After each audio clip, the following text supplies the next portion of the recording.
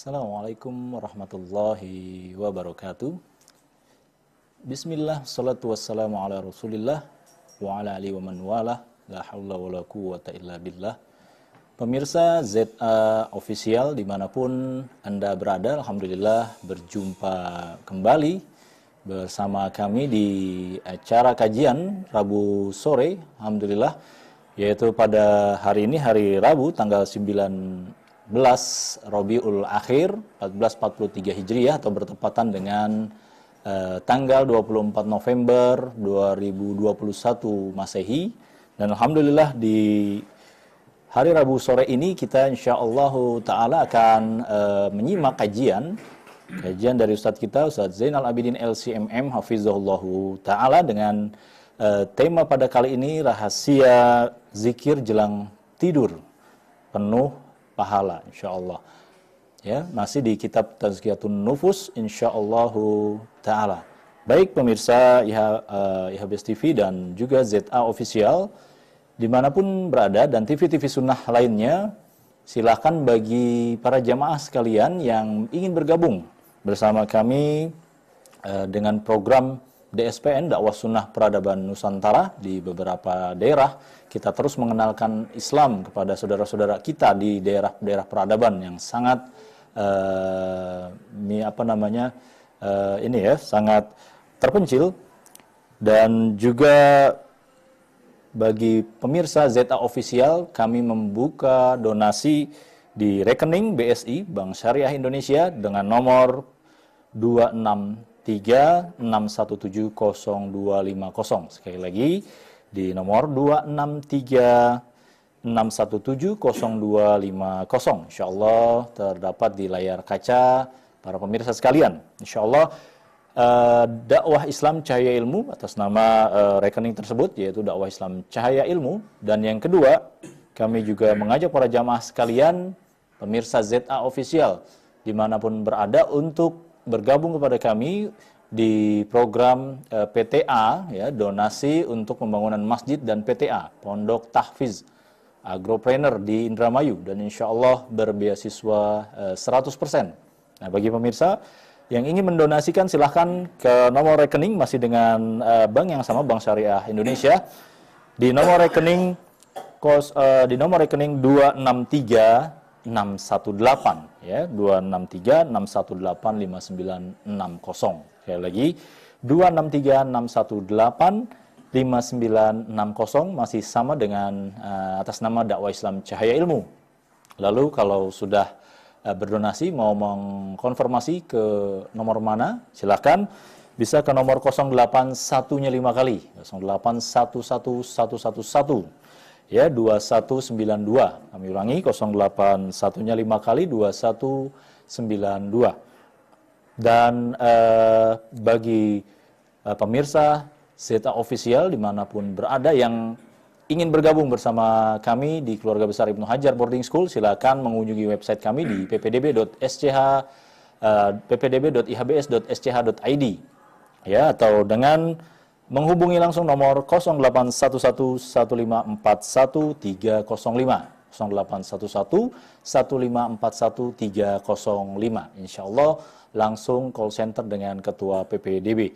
Nah, bagi pemirsa yang ingin mendalami atau memperluas pembahasan kita di sore hari ini, silakan berinteraksi langsung atau mengirimkan pesan singkatnya ke nomor 081130999389, ya, 0811 mohon maaf 8033389. Baik, kita hadirkan niat kita dan juga kita siapkan catatan kita. Insya Allah kita ambil ilmunya untuk kita amalkan, dan mudah-mudahan menjadi pemberat timbangan kita di akhirat nanti, dan semoga Allah Subhanahu wa ta'ala menghimpun kita di surganya kelak. Baik, pada Ustadz kami persilahkan. Bismillahirrahmanirrahim. Assalamualaikum warahmatullahi wabarakatuh. Assalamualaikum.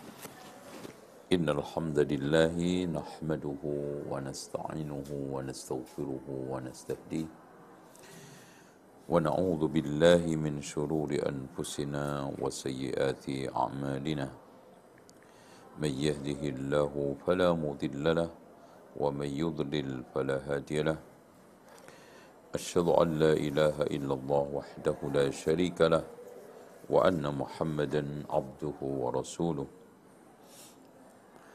اللهم صل وسلم وبارك على محمد وعلى آل محمد كما صليت على إبراهيم وعلى آل إبراهيم إنك حميد مجيد.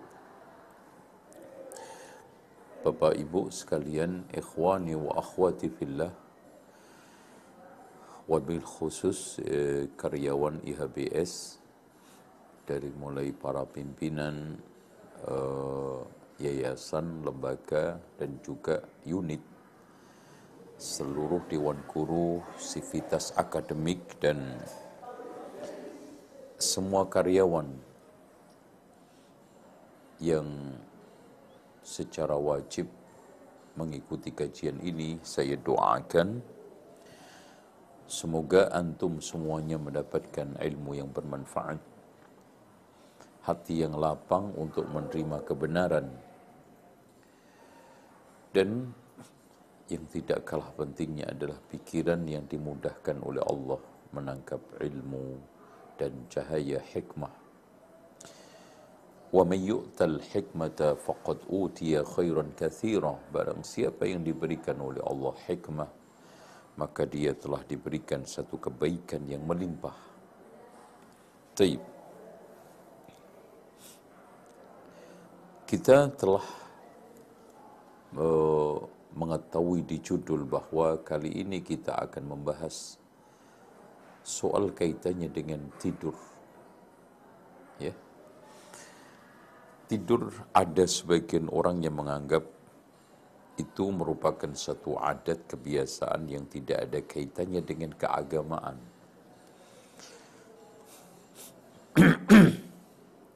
Sehingga orang tidur aja, bangun-bangun aja. Dan demikian itu adalah salah.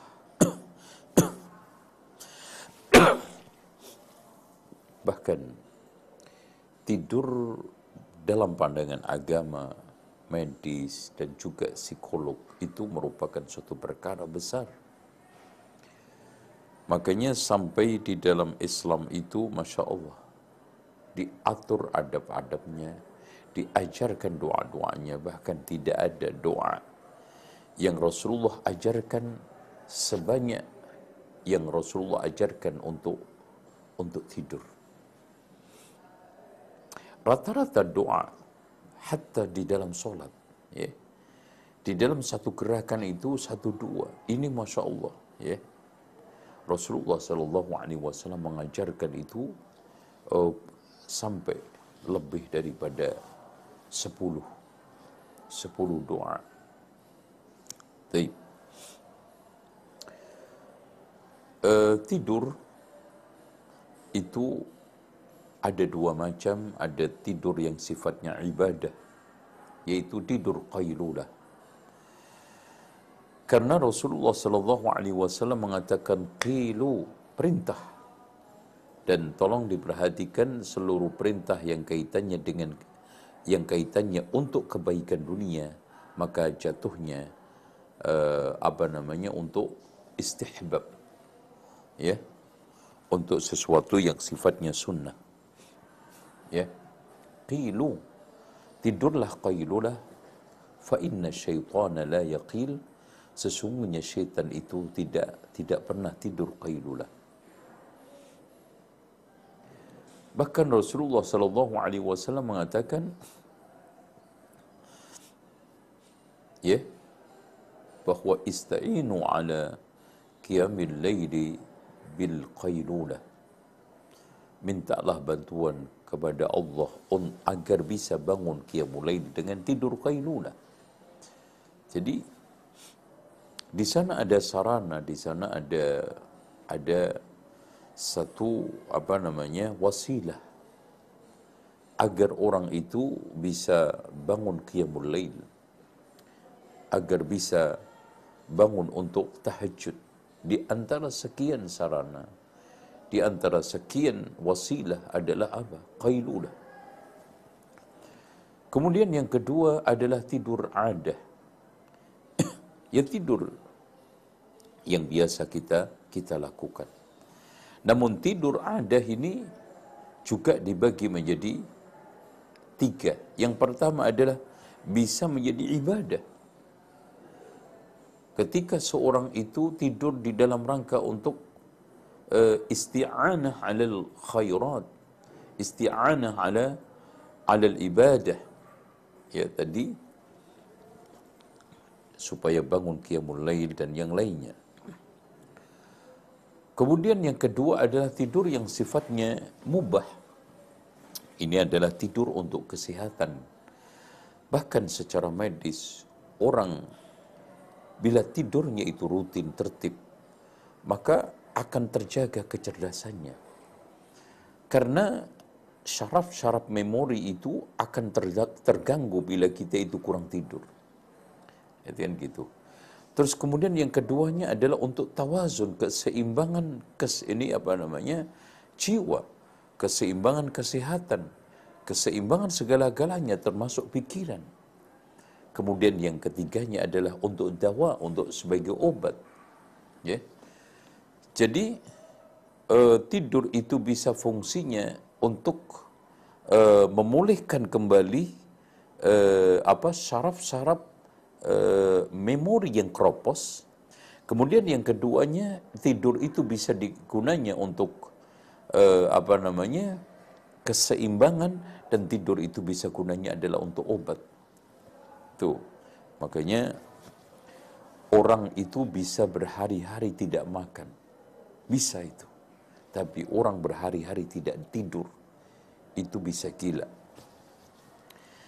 Nah, tidur yang ketiga adalah tidur ada yang sifatnya makruh atau bisa sampai kepada tingkatan makruh litahrim. Ya, seperti tidur ba'da subuh, tidur ba'da asar, ya. Karena ini burika fi ummati fi bukuriha, semoga Allah memberkahi umatku pada waktu pagi harinya.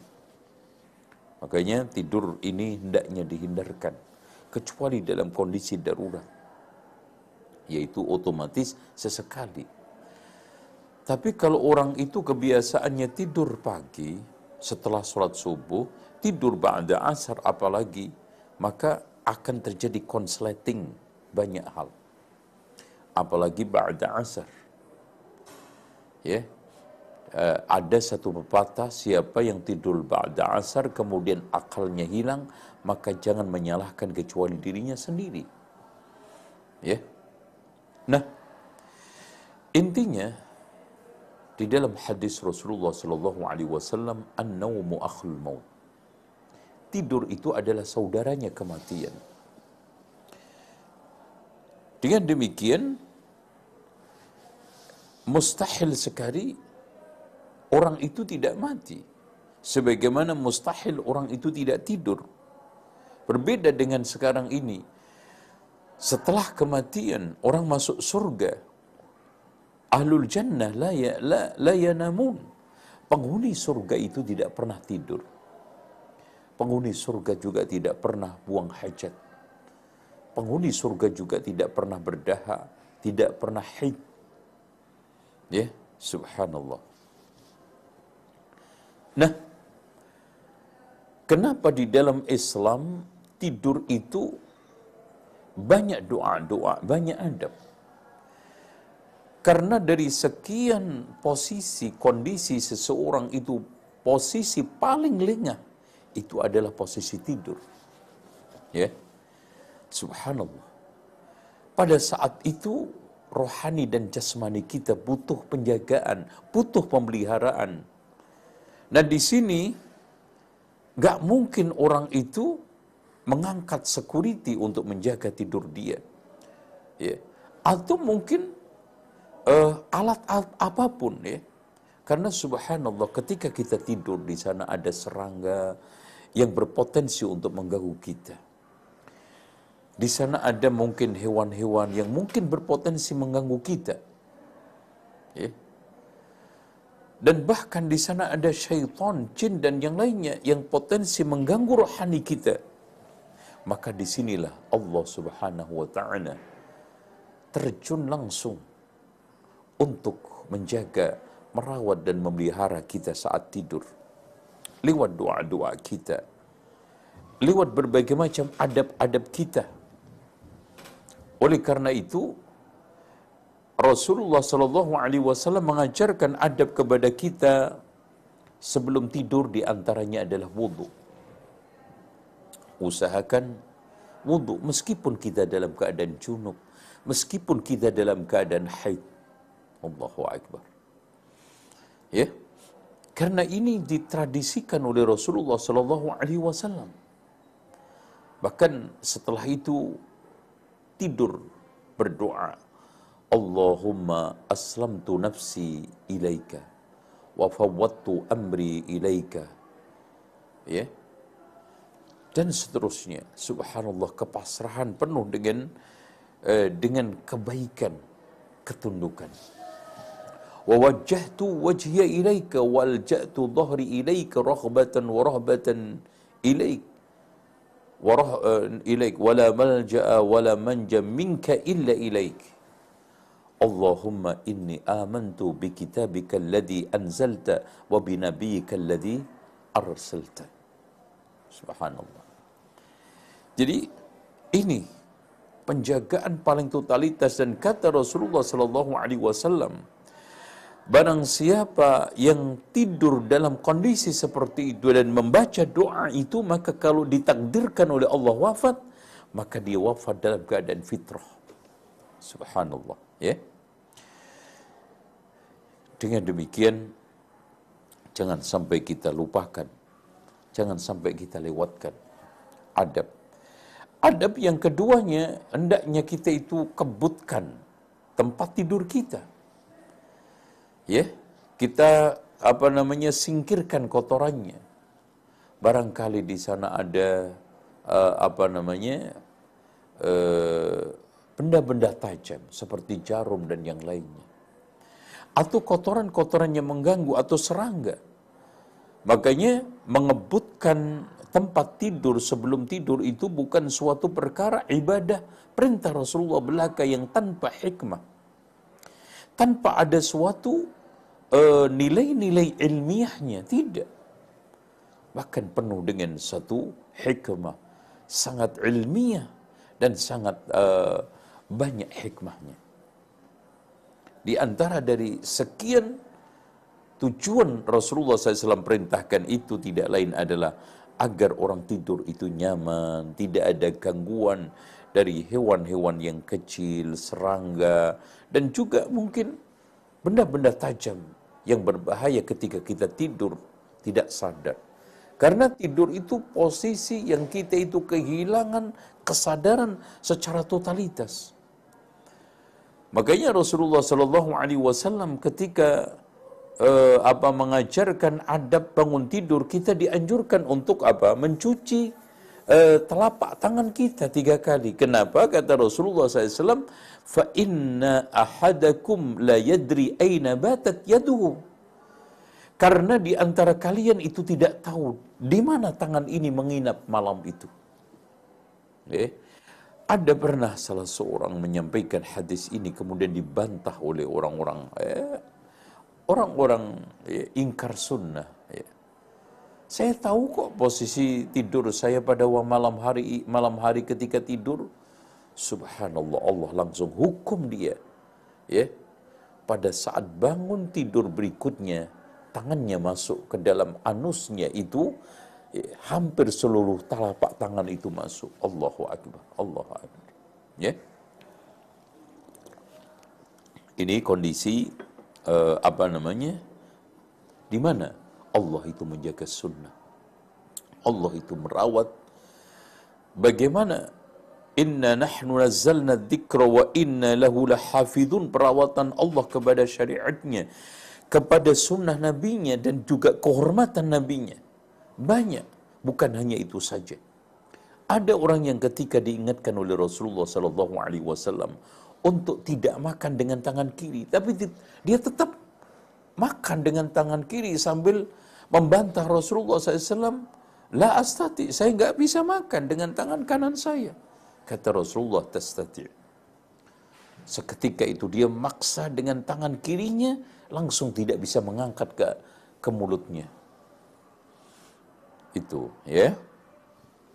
Selanjutnya di antara sekian adab tidur, sebelum tidur kita membaca Bismillahirrahmanirrahim. Bismika Allahumma amutu wa ahya. Kemudian kita tidur di lambung, di atas lambung kanan. Kemudian kita membaca doa-doa, ya. Sebelum kita tidur, kita matikan lampu-lampu, kita tutup wadah-wadah kita, karena subhanallah Rasulullah Shallallahu Alaihi Wasallam mengatakan, ya, wadah-wadah yang terbuka, apalagi ada makanannya, itu tidak aman dari syaitan. Dan subhanallah, bisa saja sekarang ini, dan kita temukan sering sekali, cicak minum atau makan makanan kita, atau mungkin tikus. Dan tidak tertutup kemungkinan jin-jin itu nyurup melalui hewan-hewan tersebut, kemudian masuk ke makanan kita atau mengganggu kita, termasuk mengganggu lampu kita. Apalagi ketika zaman dulu itu adalah lampu dimar, digulingkan akhirnya terbakar. Hikmah, ya.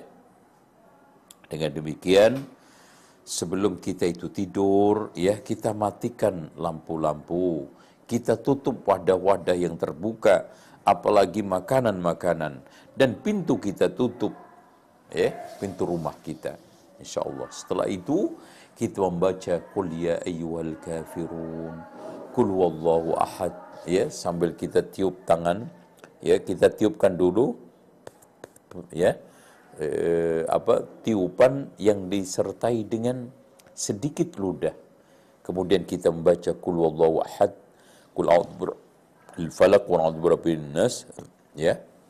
Kemudian kita usapkan bagian wajah, kemudian kepala kita dan badan depan kita sampai belakang yang kita memungkinkan untuk sampai kepadanya.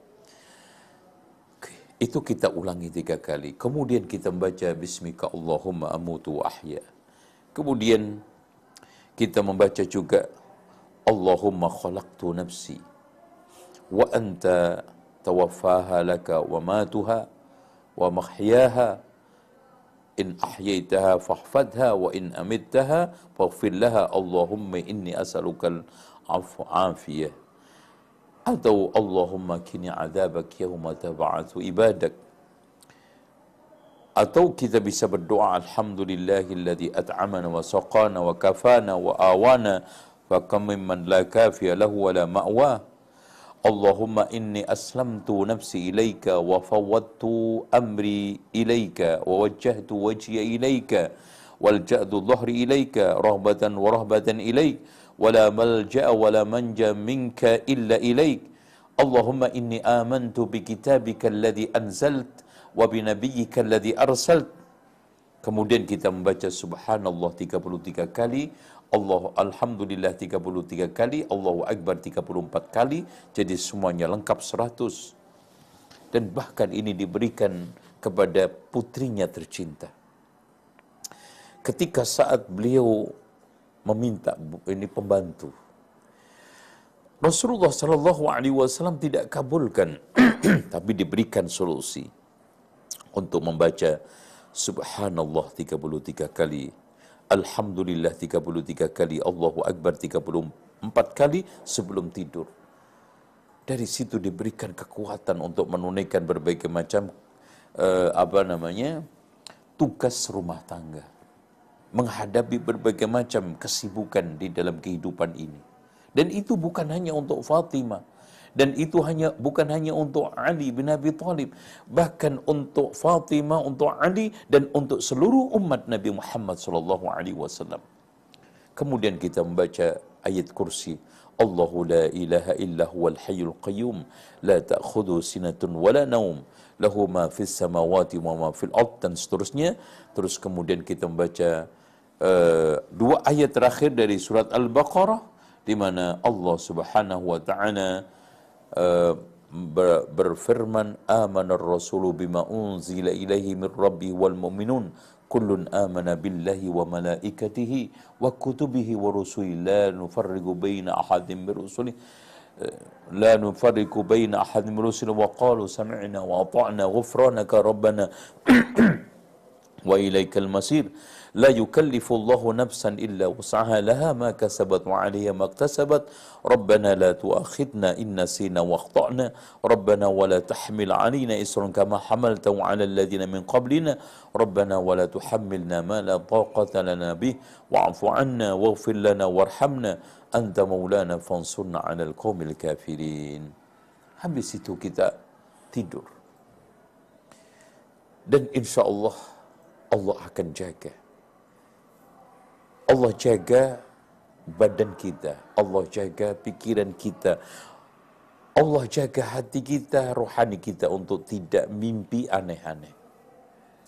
Karena kita ketahui bahwa ar-ru'ya thalathatun. Ru'ya, mimpi itu ada 3. Ar-ru'ya minallah, mimpi datang dari Allah. War-ru'ya tahzinu syaitan. Ya, ru'yah yaitu mimpi yang sifatnya itu menyedihkan yang datang dari setan. Wa ru'ya mimma yuhaddisu bihi ar-rajul nafsahu fayarahu fil manam.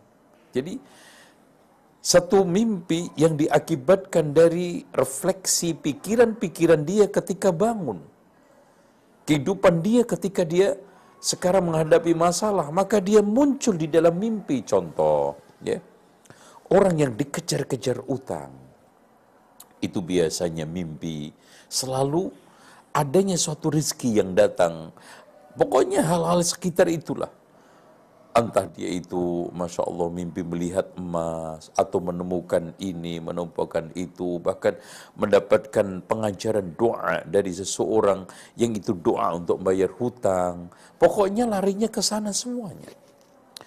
Orang yang sekarang ini disibukkan dengan pikiran untuk mencari jodoh yang tidak ketemu dan tidak kunjung ketemu, maka refleksinya di dalam mimpi itu selalu terkait dengan perjodohan. Ya, siapa yang sekarang ini disibukkan pikirannya itu dengan usaha yang baru dia rintis, maka dia akan terrefleksikan di dalam mimpi itu hal-hal yang kaitannya dengan rintisan usaha. Yang sekarang rumah makan akan arahnya ke sana. Yang pengadaan barang dan jasa arahnya ke sana. Yang sekolahan juga seperti itu. Jadi tidak semua mimpi itu harus merisaukan kita. Bahkan, ya ikhwan, tolong diperhatikan. Pernah ada orang yang datang kepada Muhammad ibn Sirin yang ahli ta'wil. Bismillah. Ahli ta'wil mimpi. Ketika beliau ditanya tentang mimpi, beliau katakan, udahlah, jangan hiraukan mimpi-mimpi itu. Yang penting kau perbaiki lakon kamu ketika dalam keadaan terbangun. Artinya, dalam keadaan kita itu hidup, keseharian kita ini kita perbaiki. Jadi tidak akan ada ngaruhnya mimpi apapun yang kita alami. Kalau baik, alhamdulillah. Kalau sekarang ini buruk, maka tidak akan ngaruh semuanya itu. Kalau lakon kita, laku kita, kelakuan kita itu baik pada setiap keseharian kita saat kita itu bangun. Dan seperti itulah harusnya seorang itu di dalam kehidupan. Yang kata Rasulullah sallallahu alaihi wasallam, ahabbun nasi, siapa sih yang sekarang ini akan khawatir dengan berbagai macam mara bahaya kalau sudah dicintai oleh Allah? Dan sementara siapa orang yang dicintai oleh Allah? Subhanallah. Kata Rasulullah sallallahu alaihi wasallam, ahabbun nasi ila Allahi anfa'uhum linnas. Manusia yang paling dicintai oleh Allah adalah yang paling bisa menghadirkan kemanfaatan buat sesama manusia. Apa? Kelakuan kita baik. Ya. Muamalah kita baik. Itu yang paling terpenting. Ya. Dan wa ahabbul a'mali ila Allahi sururun tudkhiluhu ala muslim. Dan sebaik-baik amal seseorang adalah rasa gembira yang kamu masukkan ke dalam hati seorang muslim. Yang Rasulullah SAW contohkan, awdainan taqdiha, au taqdihi au ju'an tatruduhu au kurbatan takshifuha. Seperti contoh hutang yang kamu bayar, kelaparan yang kamu hilangkan, ya, yang kamu atasi, dan sekarang ini kesulitan yang kamu hilangkan, kamu lenyapkan dari seseorang. Bahkan Rasulullah SAW mengakhiri hadis tersebut, la an amshiya ma'a akhi fi hajatin, seandainya aku bisa berjalan bersama saudara saya untuk menutupi kebutuhan dia, khairun min an a'takifa syahra, itu lebih baik daripada saya iktikaf 1 bulan. Adakah di antara kita sudah mewujudkan itu? Ataukah di antara kita sibuk mentakwil mimpi dan mendapatkan mimpi yang lebih baik, mimpi yang lebih menyenangkan? Sampai di antara mereka menyibukkan diri bagaimana bisa mimpi ketemu Rasulullah, ketemu fulan-fulan, tetapi dia tidak menyibukkan dirinya dengan beramal dan berubah menjadi manusia lebih baik. Bukankah orang yang terpuji di hadapan Allah, kata Rasulullah SAW, ittaqillaha haitsuma kunta, bertakwalah kamu di mana saja kamu berada kepada Allah. Wa adbi'is sayyi'atil hasanati tamhuha, ikutilah setiap keburukan dengan kebaikan. Apa artinya? Setiap saat melakukan perbaikan, setiap saat melakukan berbagai macam apa? Usaha-usaha untuk mengenyahkan, menghilangkan keburukan menuju kebaikan. Baik itu kebaikan dunia, kebaikan akhirat, kebaikan agama. Wa khaliqin nasa bi khuluqin hasan. Itulah, ya ikhwan, yang harus kita sibukkan. Biar tidur kita itu lebih nyenyak, lebih berkah, lebih bermimpi indah, daripada kita itu sekarang ini mencari berbagai macam cara untuk mendapatkan mimpi yang kita senangi, mimpi yang kita inginkan, sementara kita tidak pernah bermimpi untuk menjadi orang mulia di dunia ini. Ya.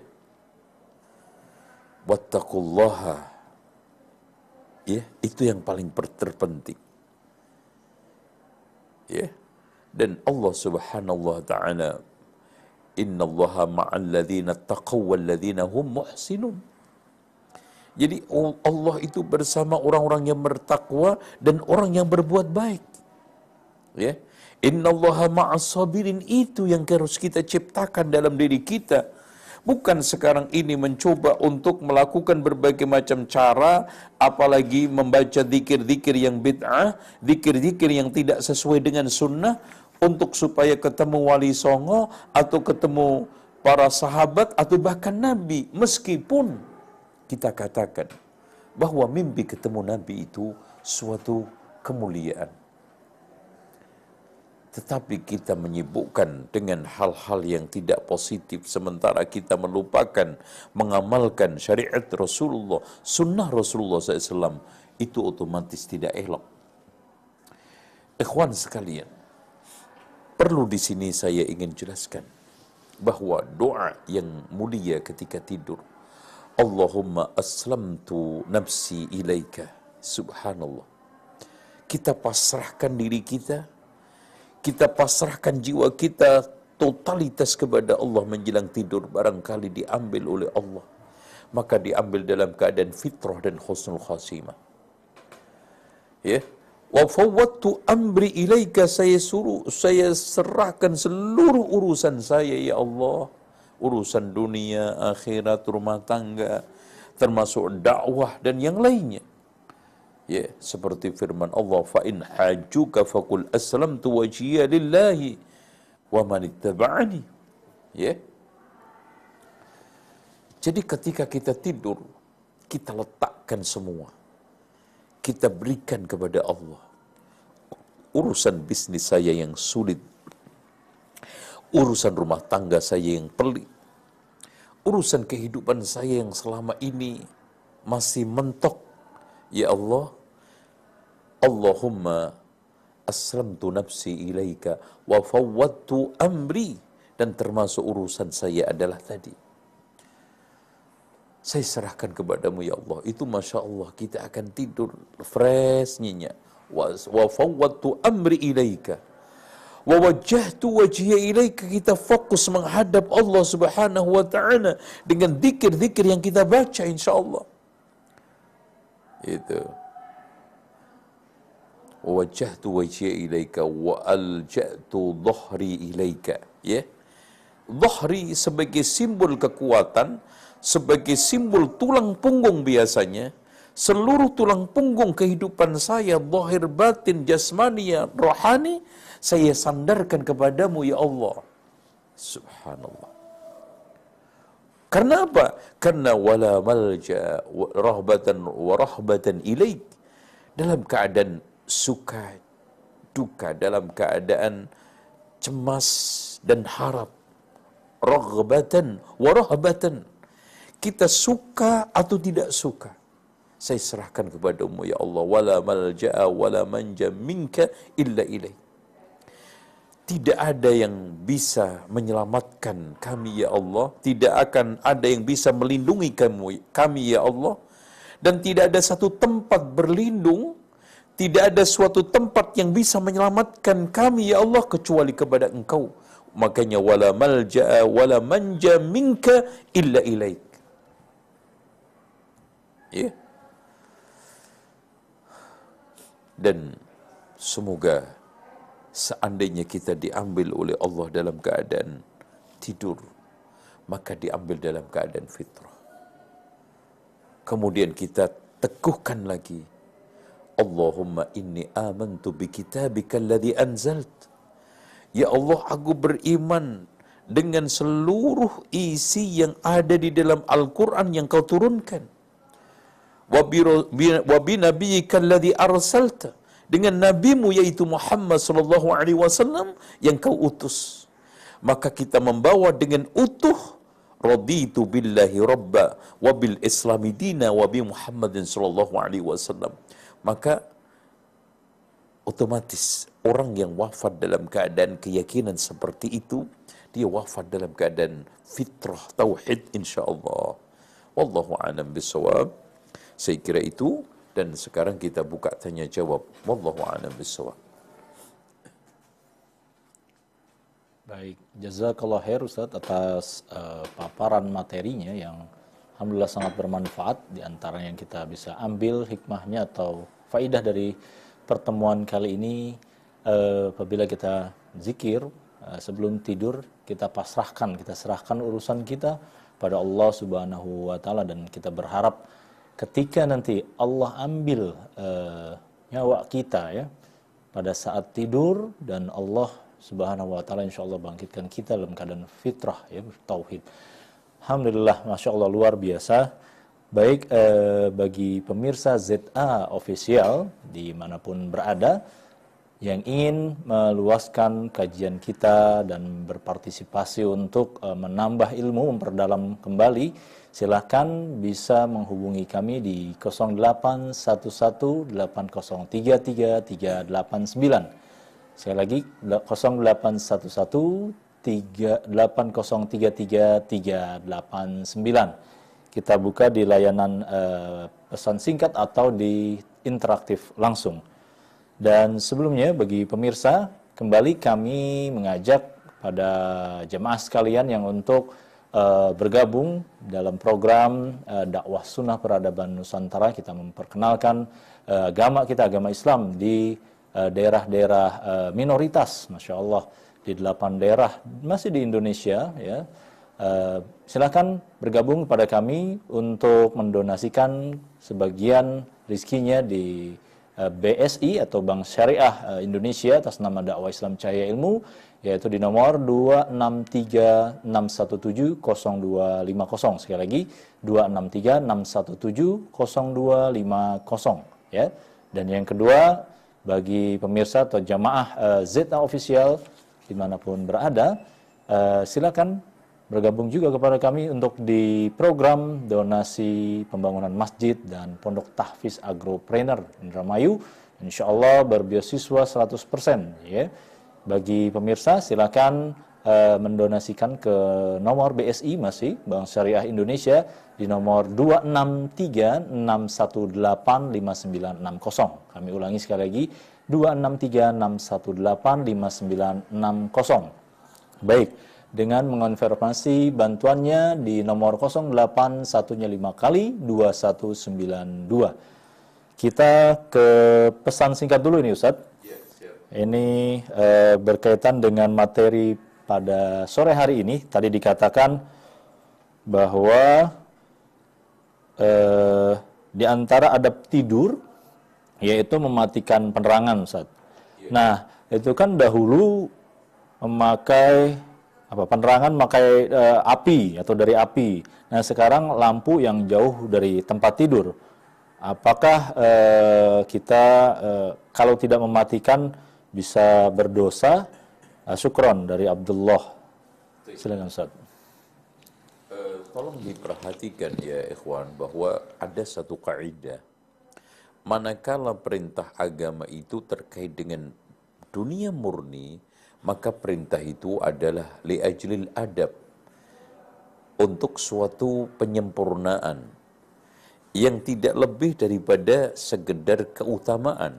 Dan otomatis ketika kita itu mengikuti, maka kita akan mendapatkan pahala. Contoh, Rasulullah SAW mengatakan, ma mala'i ibnu Adam qattun bi'an syarran minal batn. Tidaklah ada sesuatu yang dipenuhi paling buruk oleh anak Adam ketimbang perut. Bihasbi imri'in luqimatun yuqimna sulbahu. Cukuplah seseorang itu makan beberapa suap yang penting untuk menegakkan tulang rusuknya. Fa illa mahalata lahu, kalau terpaksa makan banyak. Fa thuluthun li syarabihi wa thuluthun li ta'amihi wa thuluthun li nafasihi. Kalau terpaksa makan lebih, maka cukuplah sepertiga untuk minumannya, sepertiga untuk makanannya, dan sepertiga untuk nafasnya. Apakah kalau sekarang orang itu makan lebih daripada itu berdosa? Tidak. Tidak bisa serta-merta. Seperti orang sekarang ini umpamanya melanggar isbal umpamanya. Rasulullah SAW mengatakan, iyyakum wal isbal, fa innahu minal makhilah. Waspadalah terhadap kain isbal, karena itu termasuk kesombongan. Jadi jangan dibalik-balik.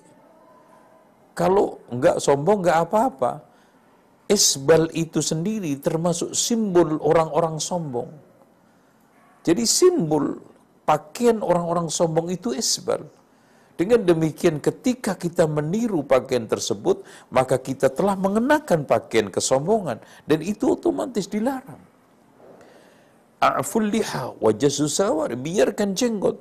Nah, ini larangan-larangan seperti ini, perintah-perintah seperti ini, kalau kita itu lakukan, maka otomatis bila perintah itu wajib, maka otomatis dia berdosa.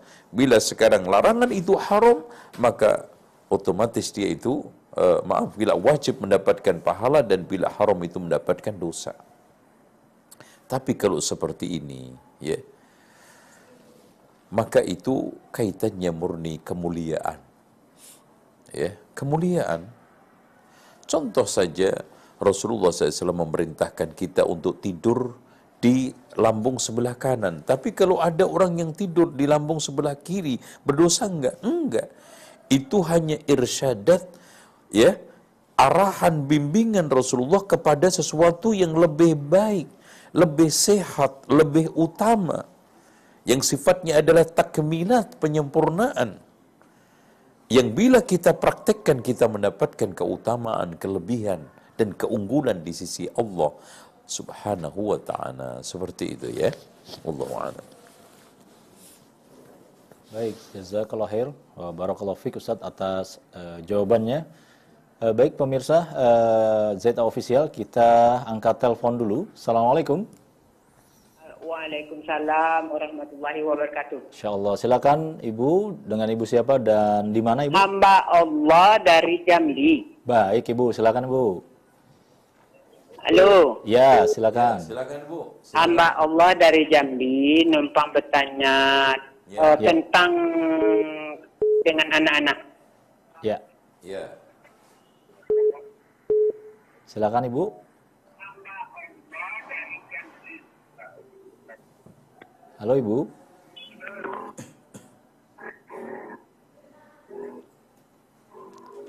Halo Ibu. Silakan, sudah masuk?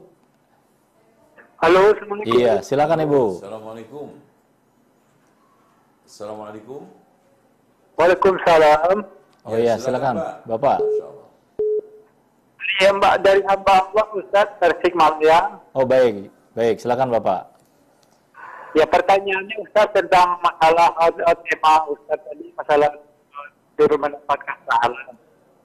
Saya menjelang tidur Ustaz, saya membaca Fatihah, Baik. membaca dua Al-Falaq dan Anas. Ya. Lalu saya berdoa, ya Allah, semoga tidurku dalam lindungan Engkau ya Allah. Apakah itu termasuk tidur mendapat pahala Ustaz? Bisa. Cukup itu aja Ustaz. Mohon maaf Bapak, diulangi lagi Pak poin pertanyaannya Bapak, karena suaranya jauh. Poin pertanyaannya aja, Pak. Ya, poin pertanyaan itu adalah apakah tidur seperti itu berzikirkah apa sesuai dengan sunnah itu Ustaz? Tidur seperti itu apakah bagaimana Bapak? Suaranya sangat... Berarti belum jelas pertanyaannya ya. Ya, suaranya agak jauh Pak, diperjelas lagi Bapak, silakan Pak. Saya tidur sebelum tidur saya baca surat Al-Fatihah. Oh baik, baca Oh, Al-Fatihah. baca Fatihah. Oke. Lalu saya baca surat Al-Ikhlas, Al-Falaq dan Anas. Ya, Bapak. Lalu Ya, cukup. terakhir, Ya. lalu saya berdoa, ya Allah, semoga tidur Engkau ya Allah. Oh baik, dengan tambahan berdoa ya. Ya. Iya, Ustaz. Nah, itu pertanyaan saya, Ustaz. Tolong penjelasannya. Lagi, terima kasih banyak. Assalamualaikum warahmatullahi Baik Bapak, wabarakatuh. waalaikumsalam warahmatullahi wabarakatuh. Silakan Ustaz. Perlu diketahui, Masya Allah, disinilah kita itu bangga dengan Nabi kita Muhammad Sallallahu Alaihi Wasallam, dan juga kita itu harus bersyukur Rasulullah memberikan satu syariat itu lengkap. Dengan demikian kata Muhammad ibnu Syihab Az-Zuhri, minallahi ar-risalah. Risalah itu datang dari Allah. Wa 'ala rasuli al-balagh. Dan Rasul itu hanya tugasnya menyampaikan.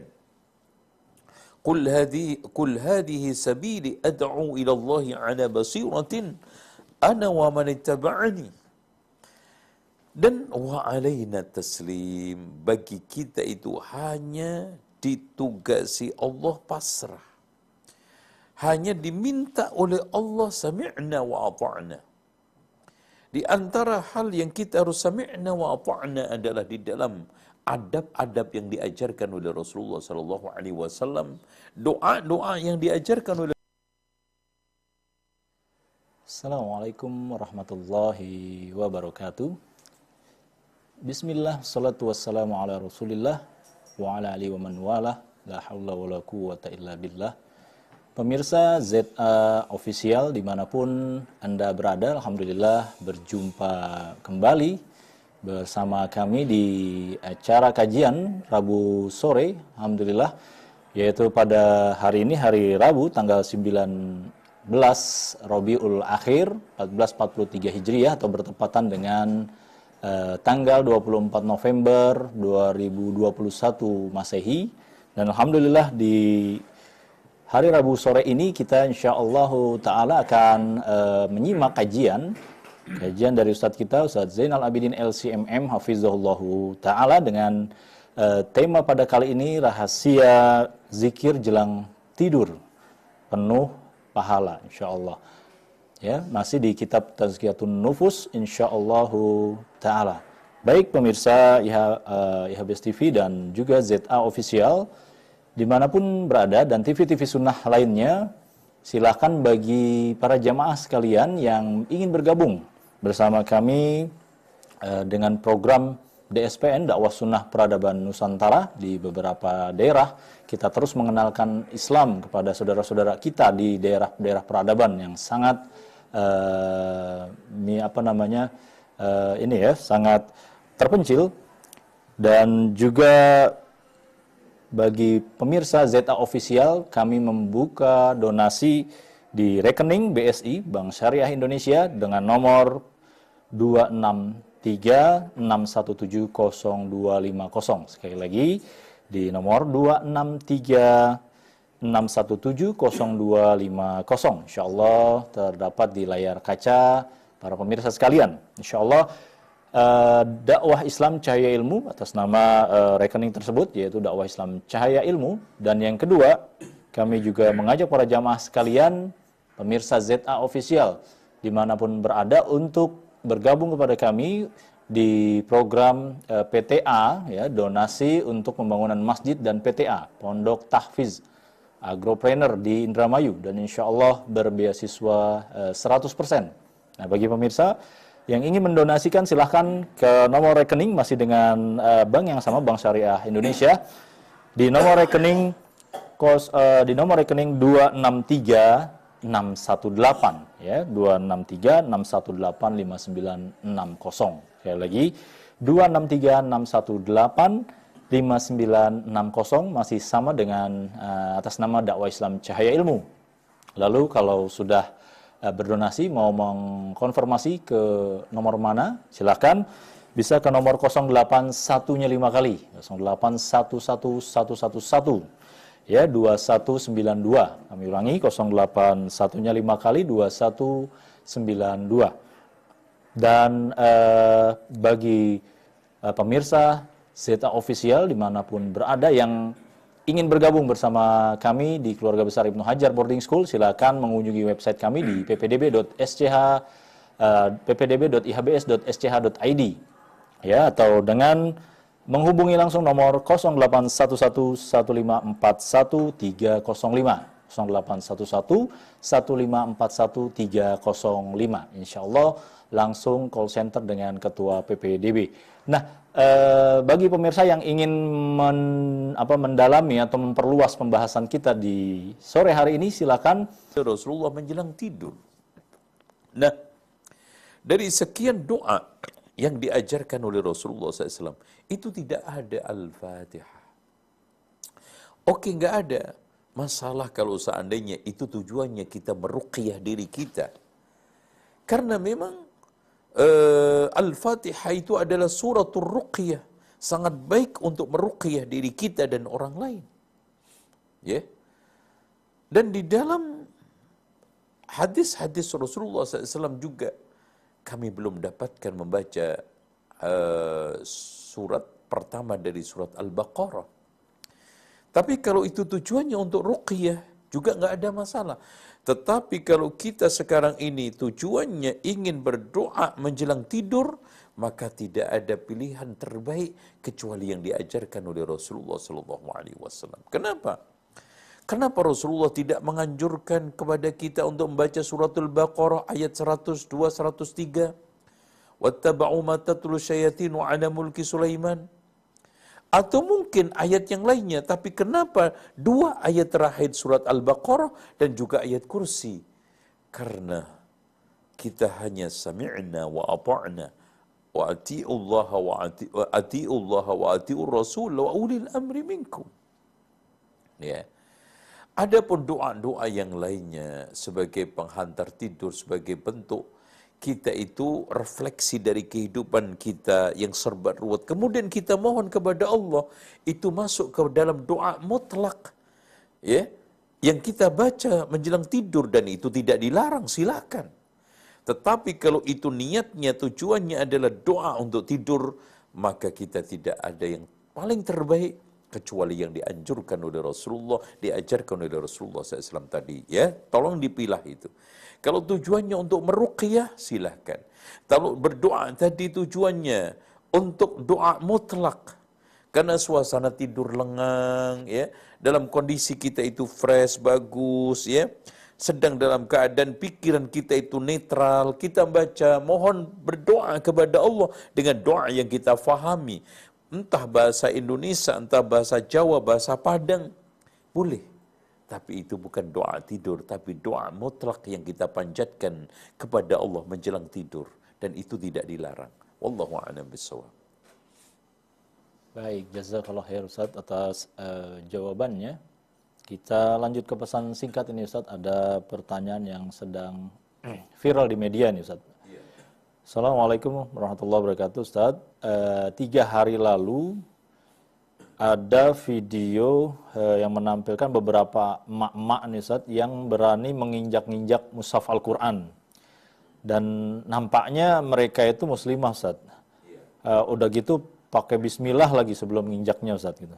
Nah, mengapa ya mereka menginjak Al-Quran dan bagaimana konsekuensi hukum dan kalaupun ada peluang taubat, bagaimana taubatnya Ustaz? Jazakallahu khair, Bu Zahra.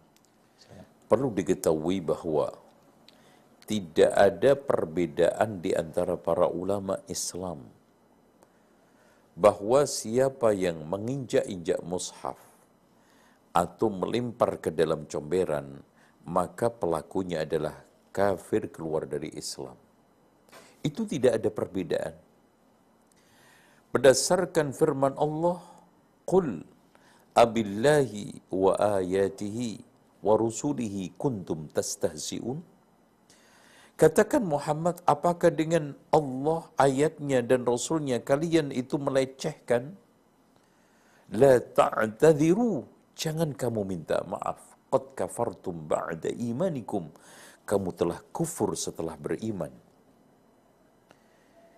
Surat At-Taubah ini memberikan satu putusan yang terang, ya, memberikan satu hukum yang jelas gamblang bagi pelaku yang sekarang ini menghina, melecehkan Al-Quran. Entah itu dengan sekarang itu menginjak-injak atau membuang ke dalam comberan. Nah, sekarang ini bagaimana hukum kufur atau takfirul muayyan? Tadi itu at-takfirul am, ya, pengkafiran secara umum. Karena ahli sunnati wal jamaah itu membagi takfir itu menjadi 2. At-takfirul am, ya, pengkafiran yang sifatnya itu adalah umum. Artinya siapa yang membuang mushaf ke dalam comberan atau menginjak-injak Al-Quran, maka dia itulah kufur, keluar dari Islam. Menurut ijma' kaum muslimin. Ya. Adapun sekarang takfirul muayyan, yaitu takfir yang sifatnya itu khusus orang per orang, maka di sini kita tidak bisa jatuhkan kecuali setelah memenuhi syarat. Syarat yang pertama, orang yang melakukan tersebut adalah baligh dan berakal, bukan anak kecil ataupun orang gila. Kemudian yang keduanya adalah adanya dalil yang terang untuk menunjukkan bahwa perbuatan tersebut adalah kafir. Tadi sudah, ya, dalil yang ada di dalam surat At-Taubah dan juga ayat-ayat hadis-hadis yang lainnya. Kemudian yang ketiga, ya, bahwa dalil itu bisa diterapkan kepada orang tersebut. Ya. Kemudian yang keempatnya adalah sudah diiqamatul hujjah, alias sudah ditegakkan hujjah dalil kepada dia bahwa dia telah melakukan perbuatan kufur. Kemudian yang limanya adalah tidak adanya suatu salah konklusi, salah takwil di dalam mentakwilkan ayat atau hadis. Dan yang keenamnya adalah zawalul mawani', hilangnya penghalang-penghalang untuk dikafirkan. Penghalang itu diantaranya adalah hadithu ahdin bil Islam. Orang tersebut baru masuk Islam, sehingga hukum-hukum itu lewat. Kemudian yang keduanya, karena dia dipaksa. Dan dipaksa itu dalam perbuatan, ucapan, bukan di dalam hati. Kemudian yang ketiganya, dia itu dalam kondisi tidak sengaja khilaf. Sementara Allah telah mengatakan, Rabbana la tu'akhidna in nasina wa akhta'na. Ya, Allah telah mengaminkan, mengabulkan orang yang melakukan kesalahan dalam bentuk apapun karena alfa dan karena tidak sengaja. Atau karena dia itu jahil. Dan tolong dicamkan, jahil itu ada dua macam, orang bodoh itu ada dua macam. Al-jahilul mu'rid 'anil hidayah. Orang yang bodoh berpaling dari hidayah. Dan ini tidak bisa diterima uzurnya. Alias, orang bodoh tidak mau belajar, padahal kesempatan belajar ada. Ustadz-ustadz melimpah untuk menghadiri kajian memungkinkan. Nah, yang keduanya adalah jahil murid anil hidayah. Orang yang bodoh menginginkan hidayah. Artinya, orang bodoh tapi tidak ada yang bisa mengajari Islam atau tidak menemukan tempat kajian Islam. Bahkan sudah mencari ke sana sini, kian kemari tidak menemukan orang yang mengajarkan kepadanya Islam, maka orang tersebut seperti ini adalah orang diuzur. Nah, permasalahannya, ana mengamati sekilas bahwa yang melakukan adalah emak-emak, orang awam. Ya. Oleh karena itu di sini kewajiban pemerintah melalui Depak dan MUI untuk memberikan nasihat. Setelah mereka diberikan nasihat tapi tetap bersikeras, maka mereka layak untuk dihukum seberat-beratnya dan dihukum sekeras-kerasnya, setimpal dengan perbuatan yaitu penghinaan terhadap Al-Quran. Karena Allah Subhanahu wa taala dengan tegas mengatakan, la ta'tadiru qad kafartum ba'da imanikum. Tetapi bisa saja juga orang menginjak Al-Quran itu berangkatnya dari mencari pesugihan. Nah ini, ya. Ada sebagian orang yang motivasinya, nah sekarang ini motivasi dia menginjak Al-Quran itu harus dikorek dengan baik. Ya, entah investigasi dari kepolisian yang kerjasama dengan Depak dan MUI, sehingga ditemukan secara benar, alasan secara kuat dan real, motivasi orang melakukan itu apa. Bisa saja dia lakukan itu sumpah serapah, dengan keawaman dia dengan cara itu, apa yang dituduhkan itu segera dibongkar oleh Allah. Atau orang melakukan itu di dalam rangka untuk mencari kekuatan gaib menurut istilah mereka, atau pesugihan. Karena ada orang yang menyantet lawan-lawannya itu dengan cara menginjak-injak Al-Quran, atau sumpah dengan nama jin dengan menginjak Al-Quran. Bahkan di antara mereka ada yang menduduki Al-Quran dalam keadaan junub untuk meloloskan sihir tersebut. Di antara mereka ada yang menjadikan Al-Quran itu sebagai alas kaki untuk buang hajat. Ya, ketika buang hajat di toilet, maka orang tersebut membacakan mantra-mantra untuk dikirimkan kepada pasiennya atau lawannya, santet sabdopati, sekali tembak langsung mati, kata orang kan seperti itu. Nah, kalau kondisinya seperti ini, maka kita harus juga hukum sekeras-kerasnya karena dia melakukan double kejahatan. Kejahatan menghina Al-Quran, dan yang keduanya dia telah melakukan sihir. Wattaba'u ma tatlu syayatinu ala mulki Sulaiman wa ma kafaru Sulaiman walakinna syayatina kafaru yu'allimuna an-nasa sihr. Sama-sama juga kufur kepada Allah Subhanahu wa ta'ala. Demikian penjelasan saya seputar masalah kaitannya dengan hukum orang yang menginjak Al-Quran atau membuang ke dalam comberan. Wallahu a'lam bishawab.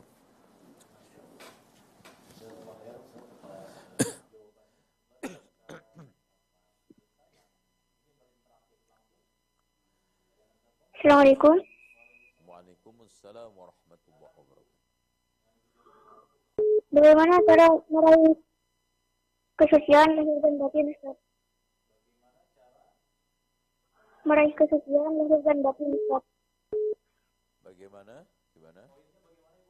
Bagaimana cara meraih kesucian lahir dan batin, Ustaz? Diri.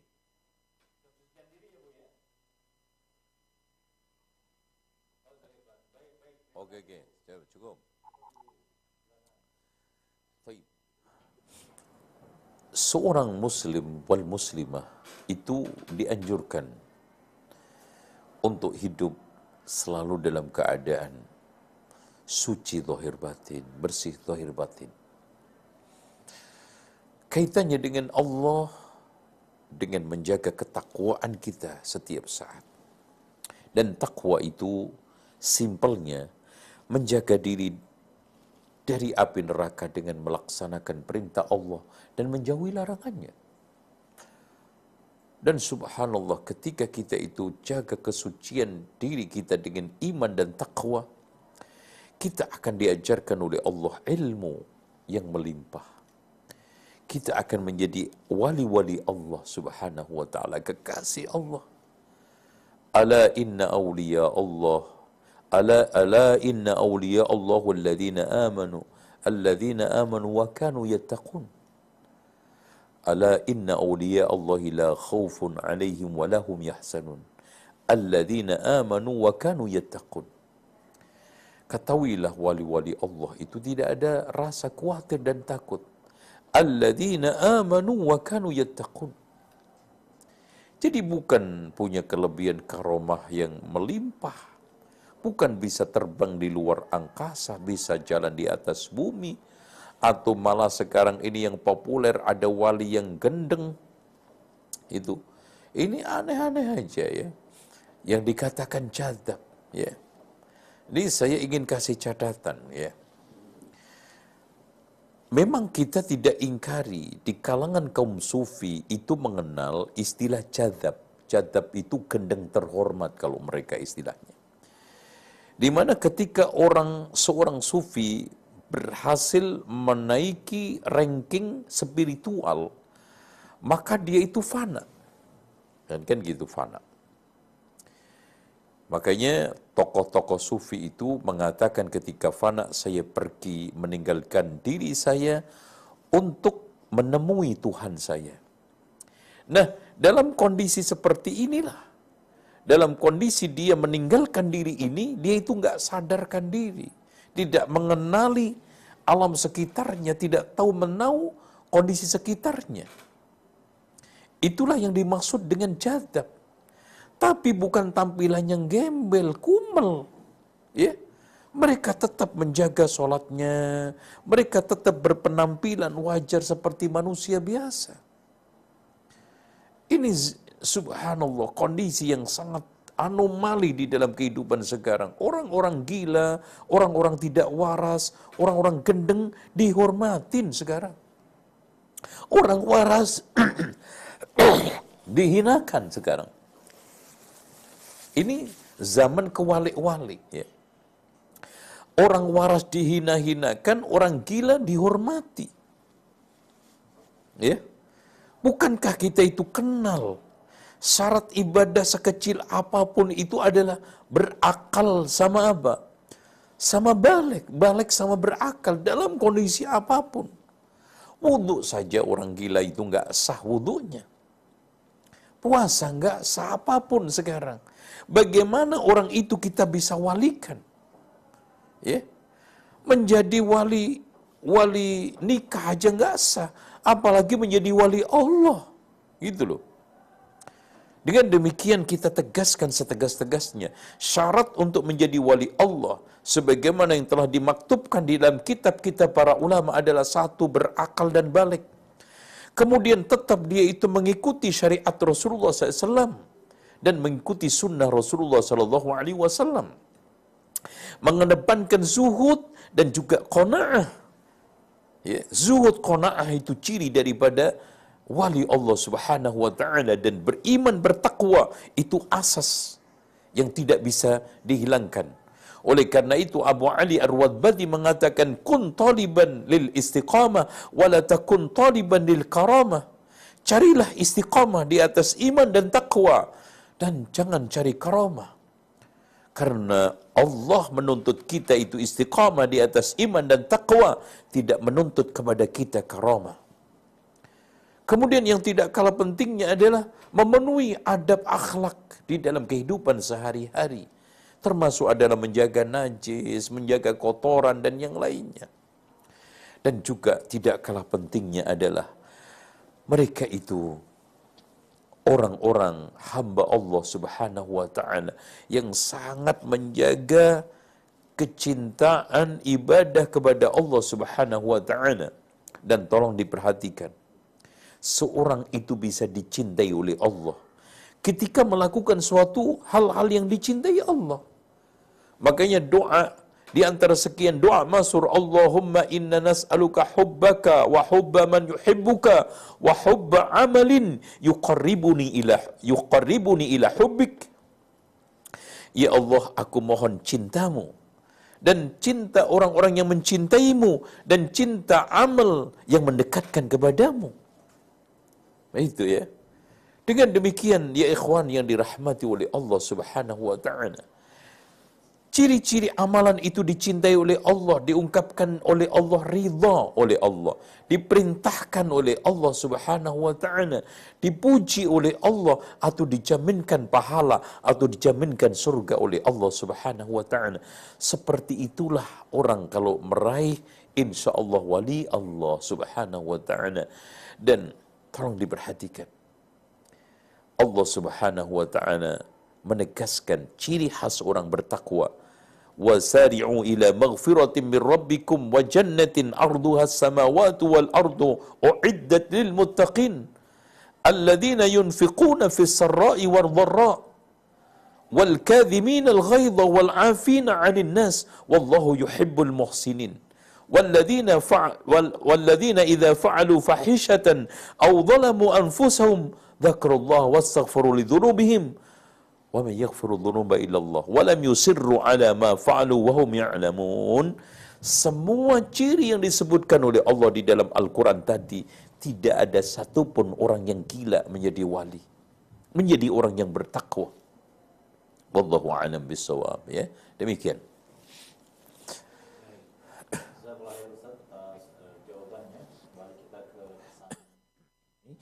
Dan tadi sudah Ustadz paparkan dari adab-adab atau zikir menjelang tidur. Nah, apakah zikir tadi itu berlaku juga untuk tidur siang, Ustadz? Mohon pencerahannya, Ustadz. Jazakallahu khair. Tolong diperhatikan bahwa kalau seandainya kita lakukan pada waktu tidur pagi, tidur siang, qailulah, dengan tidur malam juga sangat baik. Namun yang paling ditekankan, yang paling dianjurkan itu tidur malam. Kenapa? Karena pertama, tidur qailulah itu tidak lama. Ya. Sementara tidur malam itu lama. Disitulah kelengahan manusia itu potensinya besar.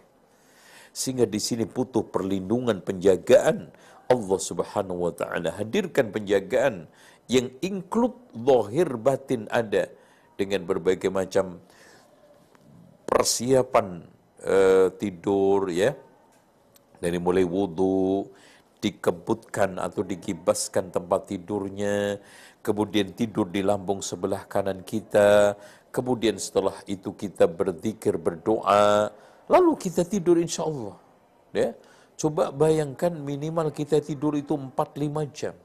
Sementara qailulah itu hanya setengah jam, mungkin paling banyak itu 1 jam. Dan cukup ya, setengah jam itu cukup. Karena tidur di situ bukan tidur untuk kepuasan, ya, tetapi tidur untuk kepenatan. Dan subhanallah, sekali kita itu tidur lap seperempat sampai setengah jam, maka capek, penat, dan juga berbagai macam syaraf-syaraf yang sudah mulai kendor itu dihilangkan oleh Allah dengan tidur qailulah tersebut. Apalagi kita itu habis makan, ketika itu diolah. Makanya kenapa Abu Hamid Al-Ghazali di dalam kitab Ihya-nya menyarankan kalau habis makan siang itu dianjurkan tidur. Karena apa? Karena pencernakan kita itu sedang kerja. Sementara kalau makan malam kita dianjurkan berjalan minimal 100 langkah, karena pada saat itu pencernakan kita sudah istirahat. Hikmah, manfaat, dan juga Masya Allah penuh dengan kebaikan di dalam syariat ini. Wallahu a'lam. Baik Ustadz, jazakallahu khair atas jawabannya. Silakan bagi pemirsa ZA Official yang ingin berinteraksi di layanan telepon, sekali lagi di 0811 8033 389. Kami persilahkan. Baik, kita ke pesan singkat dulu ini. Assalamualaikum warahmatullahi wabarakatuh, Ustadz. Semoga Ustadz selalu dalam lindungan Allah Subhanahu wa taala. Amin ya rabbal alamin. Ana mau bertanya, mohon maaf Ustadz, ini agak urgent di luar tema. Saat ini Ana masih bekerja sebagai karyawan di sebuah hotel, namun tidak boleh berjenggot, Ustadz. Dan Ana mau resign, Ana masih bimbang, Ustadz, karena Ana tulang punggung bagi orang tua Ana, dan anak Ana di pondok 1 orang dan 2 orang di pondok tahfiz atau di sekolah tahfiz, yang mana mereka membutuhkan biaya. Sedangkan kalau Ana resign, Ana masih bingung kerja apa, Ustadz, karena keterbatasan uang yang Ana punya untuk bayar hutang pula. Mohon pencerahannya, Ustadz. Jazakallah khair. Jadi kerja di hotel. Iya, Ustadz. Jadi resign atau lanjut nih, Ustadz? Silakan, Ustadz. Saya kira begini, ana anjurkan antum untuk seandainya hotel tersebut aslinya bisnis hotel itu kan halal ya, tidak ada masalah ya, bukan suatu perkara yang dilarang. Karena di Saudi antum lihat hotel-hotel juga Masya Allah ya, dimanapun. Cuma sekarang ini hotel-hotel itu bermacam-macam, bertingkat-tingkat di dalam pelanggarannya kepada syariat. Nah di sini saddidu, berbuatlah baik, waqaribu, atau mendekati. Oleh karena itu, kalau selagi antum yang sekarang tempati kerja itu masih normal, umpamanya kita front office, ya kita tinggal menjaga bagaimana mata kita, bagaimana hati kita. Kalau sekarang kita itu bebersih juga, aslinya kan hotel itu melayani orang-orang yang normal. Kalau seandainya ada 1-2 yang itu juga tidak dilegalkan oleh manajemen, akhirnya dia bermaksiat kepada Allah, itu la yukallifullahu nafsan illa wus'aha. Allah tidak membebani antum di luar kemampuan itu. Fattaqullaha masata'tum. Tapi kalau sekarang jelas-jelas di situ ada kemungkaran, maka antum cari hotel lagi, ya, yang lebih bersih, lebih bagus, ya. Nah, sebelum proses mencari ini, ya antum bertahan, jangan keluar dulu, jangan antum keluar terus nyari.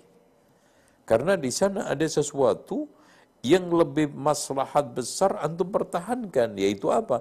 Nafkah rumah tangga, sekolahan anak dan yang lainnya. Sementara al-aslu fil asya' al-ibaha, aslinya di dalam perkara itu mubah, yaitu kerja di hotel itu mubah aslinya. Seperti antum kerja di tempat-tempat yang lain. Karena al-fanadik, fondok, penginapan dan yang lainnya itu sudah ada pada zaman salafun salih. Cuma di sana ada kesan-kesan negatif karena di sana dilegalkan berbagai macam maksiat oleh pihak manajemen. Tetapi kalau sekarang hotel tersebut bagus, tidak melegalkan kemaksiatan, terus kemudian di sana ada lalu lalang orang menginap dan melakukan berbagai macam hal-hal yang bertentangan dengan syariat, itu bukan kuasa manajemen juga, apalagi kuasa antum. Karena fattaqullaha mastata'tum, la yukallifullahu nafsan illa wus'aha. Wallahu a'lam bishawab. Baik, Ustaz, jazakallah khair Ustaz atas jawabannya, dan pertanyaan ini bagian dari pertanyaan terakhir Ustaz rupanya di sore hari ini. Dan insya Allah kita akan lanjutkan di Rabu depan dengan tema yang lain. Dan bagi Ustadz, kita closing statement dan kesimpulan pada kajian kali ini. Silakan Ustadz. Baik, alhamdulillah kita membahas satu kebiasaan kebutuhan hidup manusia paling asasi, yaitu tidur. Dan ternyata Masya Allah, tidur itu merupakan suatu perkara yang besar, baik dari sisi agama, medis, maupun psikologis. Karena tidur itu kebutuhan asasi manusia. Manusia bisa aja nggak makan berhari-hari, tapi tidak bisa nggak tidur berhari-hari. Namun tidur ada 3 macam. Ada tidur yang ibadah seperti qailulah. Ada tidur yang ada mubah seperti tidur pada umumnya, tapi ada tidur yang makruh bahkan bisa mendekati haram, yaitu tidur ba'da subuh atau ba'da asar. Adapun adab tidur yang harus kita penuhi adalah sebelum tidur kita wudu, kemudian kita kebutkan kain tempat tidurnya, lalu kita tidur di atas lambung kanan kita, lalu kita lepas semua berbagai macam intrik-intrik beban dunia sambil kita membaca doa-doa, zikir-zikir sebelum tidur, di antaranya Allahumma aslamtu nafsi ilaika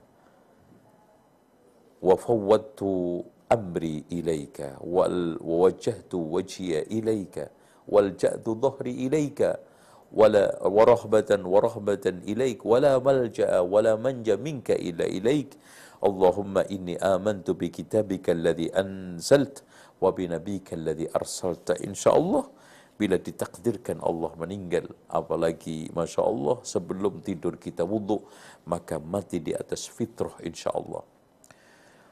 Demikian, mudah-mudahan bermanfaat. Aqulu qawli hadha wa astaghfirullah li wa lakum wa astaghfirullahal azim. Innallaha al-ghafurur rahim. Subhanakallahumma hamdika asyhadu an la ilaha illa anta astaghfiruka wa atubu ilaik. Wa sallallahu ala Muhammadin wa ala ali Muhammad walhamdulillahi rabbil alamin. Wassalamu alaikum warahmatullahi wabarakatuh.